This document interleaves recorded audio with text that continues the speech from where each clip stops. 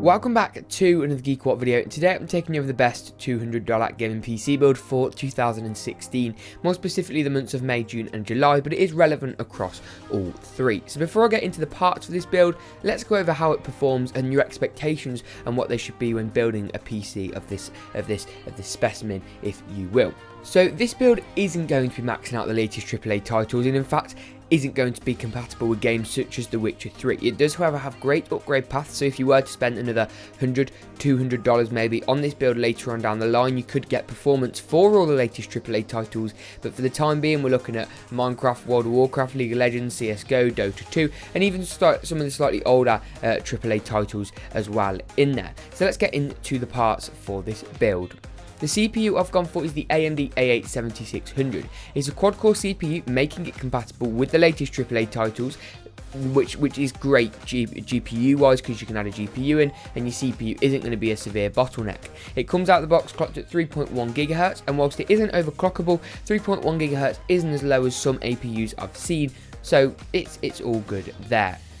The motherboard I went for was a new one. It's the Biostar HI-FI A70U3P, and I can tell you it performs better than the name implies. It's a Micro ATX FM2 Plus motherboard from Biostar. Now, Biostar are a more upcoming motherboard manufacturer, but this motherboard gives great value. It's got all the features, USB 3, PCIe 3 for adding a graphics card and fast data transfer speeds, all that good stuff, and support for all the other components in this build, as well as a RAM upgrade.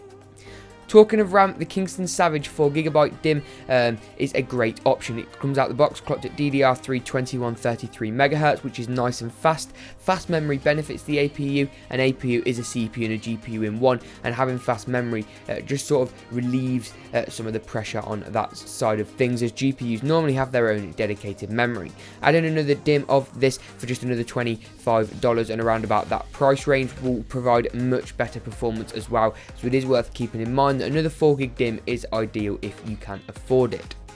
Storage wise, the Seagate Barracuda 1TB 3.5-inch hard drive is great. The 7200 RPM speed is as fast as mainstream consumer hard drives get, and 1000GB of capacity is great. Hard drives, like any drive, whether that be SSD, hard drive, optical drives, do have chance of data failure, but I can tell you that I've not had one of these fail on me yet, and I do own 4 of them in different configurations and scenarios, and have done for 2 to 3 years now. The case I went for in this build was the Apex TX381. It's a Micro ATX mid-tower case, meaning you've not got a massive case. It's got a lovely handle on, and it's got a 300-watt power supply. Normally cases with power supplies aren't ideal. You aren't going to be running 10 hard drives, 2 GPUs, a CPU overclocked to 5 GHz on this power supply. It's not going to happen. However, it will suit this build, and it will support even certain graphics cards later on down the line. If you were going to add a graphics card in, I would recommend upgrading the power supply, but you can of course keep the case, and for this price point it was the best option for the build. Hopefully you found this video helpful. If so, make sure to drop a like rating and subscribe. Follow my Twitter at GeekaWhat. Use g2a.com/r/GeekaWhat for cheap games, and check links in the description to all products mentioned. And as always, we will see you in the next GeekaWhat video.